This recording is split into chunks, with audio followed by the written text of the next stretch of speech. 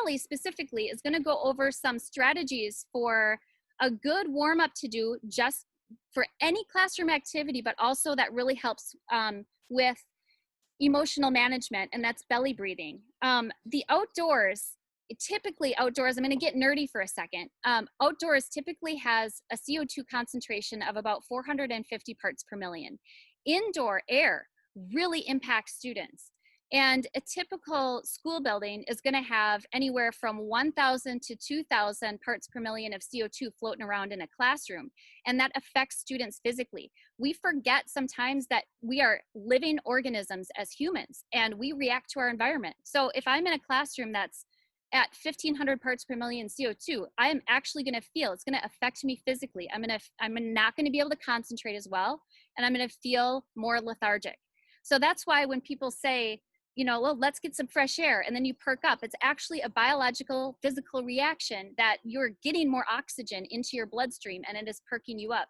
So breathing outdoors is super powerful. So I am going to stop screen sharing and hand it off to Ali.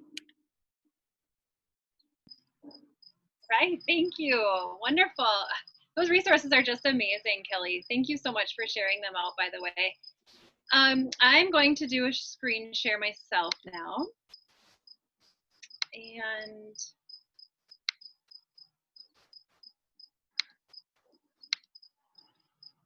okay. So I'm going to show you this form first, and then I'm going to talk a little bit about what it is that I do with students that I work with regarding belly breathing, otherwise known as diaphragmatic breathing. And we're actually going to be doing a breathing exercise, and I changed my course of plans here, Kelly and Byron, and just do it at the end after I've showed this document. So the OutdoorSEL belly breathing, which you're going to see right here, is just a really nice list of all the benefits of diaphragmatic breathing. If you don't know what belly breathing is, it's really simply that. You're breathing so deeply in your lungs that it pushes on your diaphragm, which goes all the way across. You can see my belly. I can't really see myself. Like right where the bottom of your rib cage is. And by doing that, you're going to be lowering your stress levels, reducing your blood pressure, and regulating other important body processes. So it's very simple. And I'm just going to go through this list with you. If you're ever feeling that, if you're familiar with the zones of regulation, if you're ever feeling like you're in the yellow or red zone, diaphragmatic belly breathing is very, very helpful to get us back to the green zone, which is the focus, the calm, peaceful, happy place that we prefer to be. So why, again, is this effective? By slowing our breathing, we can calm our nervous system and reduce our heart rate. Belly breathing is really beneficial if you're breathing or inhaling through your nose. And nasal breathing is connected to the limbic system part of your brain, which is also something that I teach during my life skills lessons. So the frontal lobe is where we want to be. That's where we are focused and make really good choices. The limbic system is, we call that kind of the yellow zone. That's where our feelings live, and that's where our emotions, our memories, our behaviors come from. And then, of course, we have the brainstem part of our brain, which is in the back, and that is our survival part of our brain. And usually we say that's like the red zone. So when we get there, you know, by using calming strategies like diaphragmatic breathing, we can bring ourselves back to the frontal lobe. Focused breathing also anchors us in the present moment, when usually if we are in the, you know, kind of feeling anxious, we are thinking a little bit more about things that are out of our circle of control. So by focusing our breath, then we can really just focus on what we can control right here and right now. Our breath is always available. It is our best companion, always with us at all times of the day and night. So it's there for us when we get stuck in our negative thoughts. Deep breathing facilitates full oxygen exchange by lowering our resting heart rate and stabilizing our blood pressure, excuse me. And it changes our state of consciousness. So if you're familiar with the vagus nerve that runs from your brain all the way down into your gut area, that is the longest nerve that you have, and it connects the mind and body. And so the vagus nerve acts as kind of like a mediator between your thinking and your feeling. So if you're doing some deep belly breathing, you are going to be really helping yourself to go from that sympathetic, which is your fight or flight response, to the parasympathetic, which is the more rest and digest and peaceful way of being. So again, the breathing is so helpful. You know, when they say trust your gut, it really means trust your vagus nerve. And by doing some soft breathing, you're going to be doing just that. Mind and body are not separate. They are all one and the same. Again, by controlling our breathing, you're going to be connecting the two. And again, by exhaling, it teaches us to let go. That is the best way to let go, is by doing a very, very full exhale. And again, to detach from maybe any negative thinking we might have. So I'm going to stop my sharing now and go back to. Can you see me? Almost there. Okay, here we go. All right. So let's practice this. So if you could all just give yourselves a big hug, and I'm going to have you put one arm across your chest, put your hand under kind of your armpit, and then your other arm across your belly.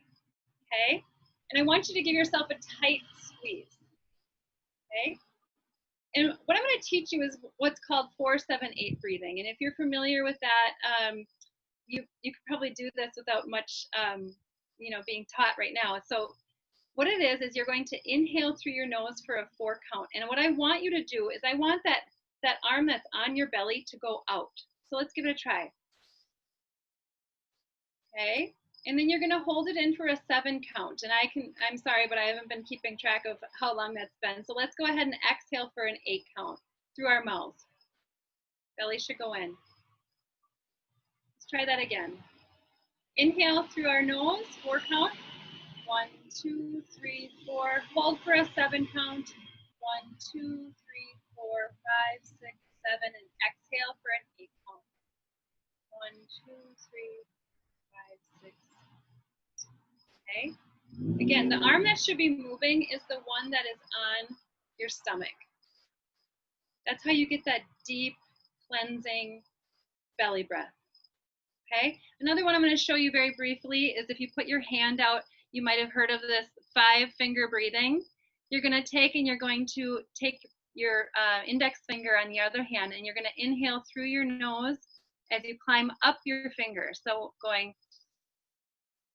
holding it at the top, and exhale as you decline. Keep going.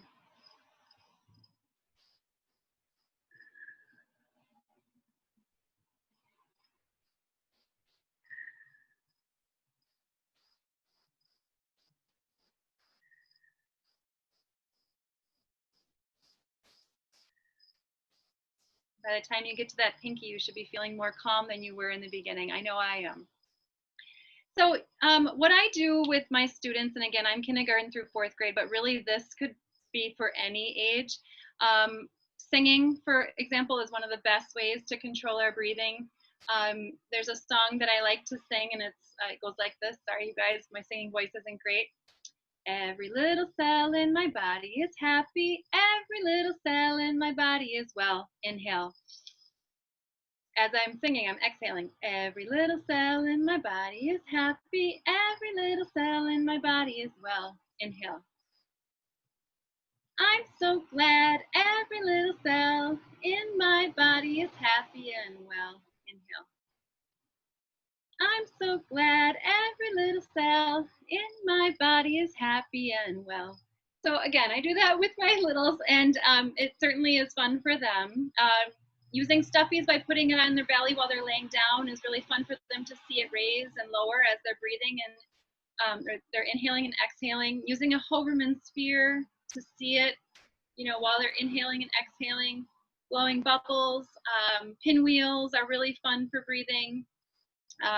There is a nice video from Sesame Street with Common and Colby Calais and Elmo where they talk about belly breathing.